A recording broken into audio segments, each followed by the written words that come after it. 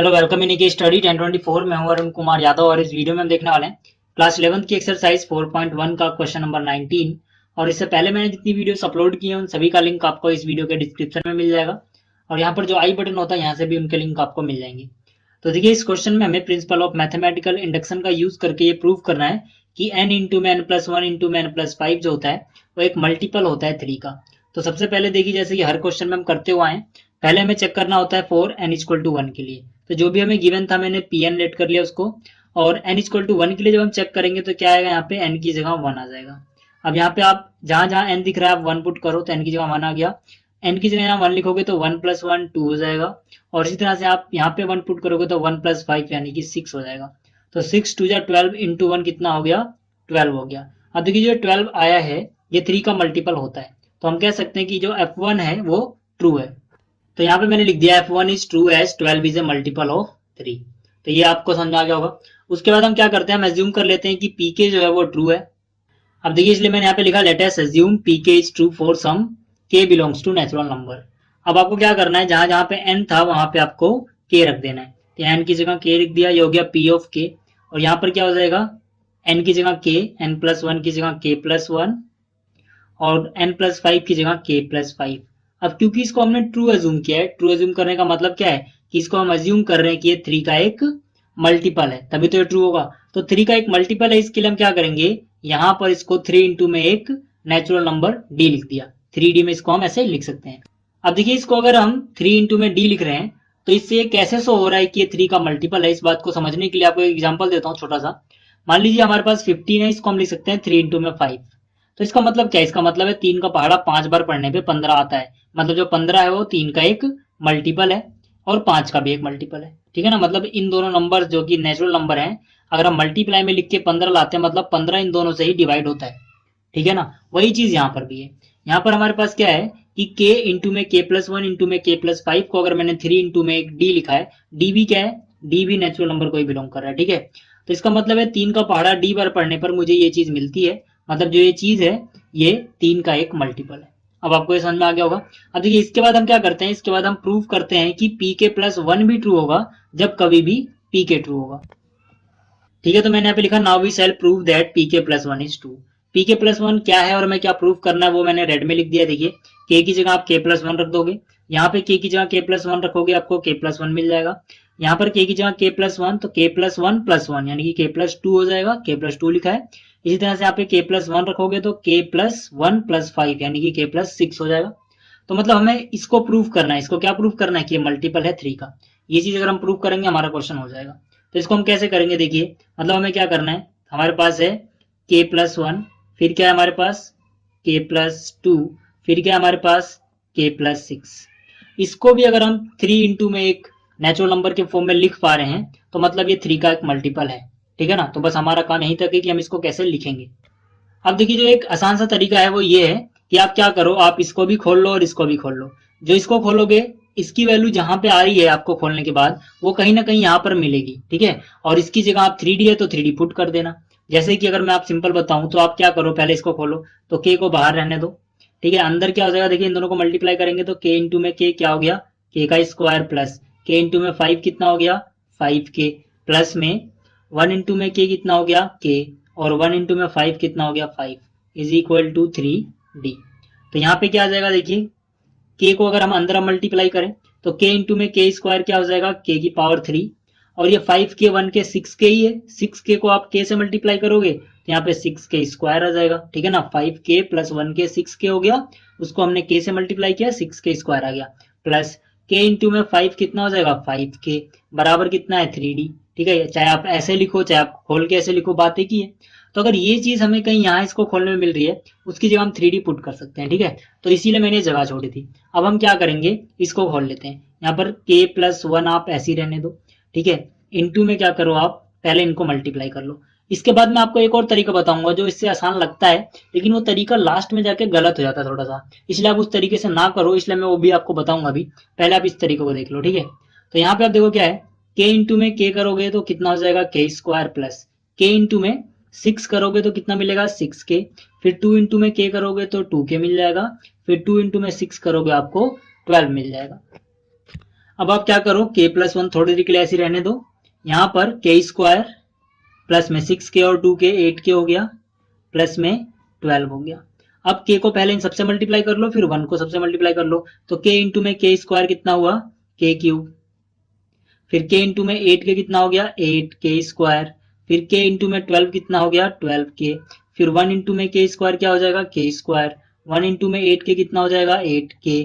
फिर 1 इंटू में 12 कितना हो जाएगा, 12 हो जाएगा। अब देखिए अगर हम इन सबको जोड़े तो हमें क्या मिल जाएगा, जो जो जुड़ रहा है, k क्यूब तो किसी से ऐड नहीं होगा, यहाँ पे स्क्वायर वाला है, ये भी स्क्वायर वाला है, k का स्क्वायर, ये दोनों ऐड हो जाएंगे। तो 8k स्क्वायर 1k स्क्वायर कितने के स्क्वायर हो गए, 9k स्क्वायर। 12k और 8k कितने के हो जाएंगे, 20k। प्लस में कितना बचेगा, 12। अब आपको देखना है कि भाई आप ऐसा कैसा बनाओगे यहाँ पे, ठीक है। तो मतलब ऐसा हम कैसे बनाएंगे, मान लेते हैं इसको इक्वेशन 1 है हमारी, तो 1 के जैसा आप यहाँ पे क्रिएट कर सकते हो। कैसे भाई, देखो पहले k क्यूब चाहिए, यहाँ k क्यूब है, तो उसको तो आप ऐसे लिखो, कुछ भी छेड़खानी मत करो उसके साथ। उसके बाद आपको यहाँ 6k स्क्वायर चाहिए था, यहाँ 9k स्क्वायर है, तो इस 9 में से आप 6k स्क्वायर लिख दो। कितने के स्क्वायर बचे, 3k। भाई 9k स्क्वायर को आप 6k square plus 3k square लिख सकते हो, ठीक है। प्लस में जो 3k स्क्वायर है वो थोड़ा अलग लिख दो, बाकी बात तो वही है, 6k square plus 3k square 9k square ही है। उसी तरह से यहाँ पे 5k है, लेकिन हमारे पास 20k है, तो आप क्या लिखो, 5k प्लस में 15k, कोई फर्क नहीं पड़ेगा, अभी भी 20 ही रहा। देखिए इसके बाद यहाँ पर कुछ नहीं है, मतलब ये चीज तो हम ले आए हैं, तो इसकी जगह हम क्या कर सकते हैं, 3D पुट कर सकते हैं। अब हमारे पास क्या बचा हुआ है, 12 भी बचा हुआ है, तो प्लस में 12 ऐसे रहने दो, और ये चीज क्या है, प्लस में आ गई। तो मतलब क्या है, हमने इसको बस लिखने का तरीका बदल दिया है, बाकी ये चीज और ये चीज सेम ही है, ठीक है ना। तो अब क्या करोगे, इतने की जगह आप 3D पुट कर सकते हो, इसकी जगह मैंने 3D लिख दिया। कैसे, फ्रॉम 1 से इतने की वैल्यू मेरे पास 3D आ रही थी। प्लस में क्या बचेगा, देखिए 12, ठीक है, ये कुछ नहीं, यहाँ पे प्लस है, यहाँ पे 12 प्लस में 3k स्क्वायर प्लस में 15k।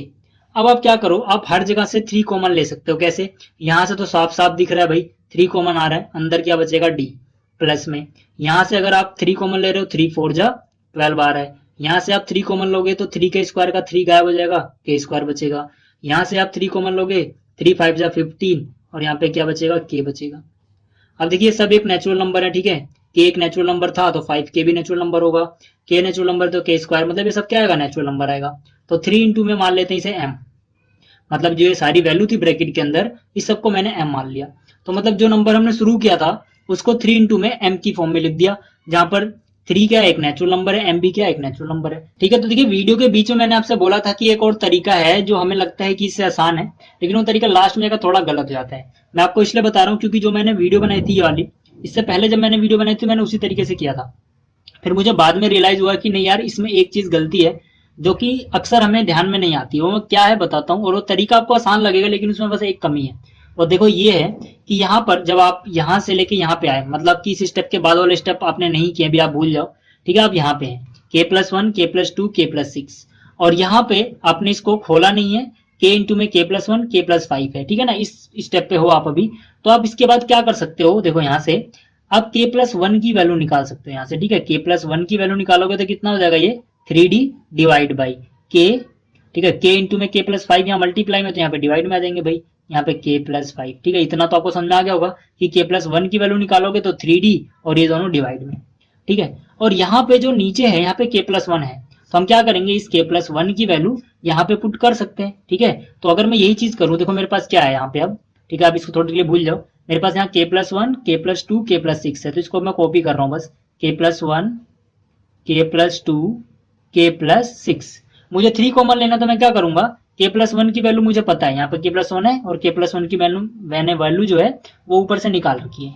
तो k+1 की वैल्यू यहाँ में अगर पुट करूंगा तो हो जाएगा 3d divide by k into में k+5, ठीक है। ये k+1 की जगह आया, और ये k+2 जो है और इंटू में k+6 जो है ये अपनी जगह रखा। अब देखो यहाँ से हमें देखने में एक बार को तो ये धोखा होगा कि यहाँ 3 कॉमन आ रहा है, मतलब 3 तो कॉमन आ ही रहा है, वो धोखा नहीं है। लेकिन लास्ट में गलती क्या है वो बताता हूँ मैं आपको। जैसे आप यहाँ से 3 कॉमन ले लो, क्योंकि ये मल्टीप्लाई में, ये ब्रैकेट मल्टीप्लाई में, ये ब्रैकेट मल्टीप्लाई में, और ये इसके डिवाइड में, मतलब सबके डिवाइड में, क्योंकि सब मल्टीप्लाई में ऊपर।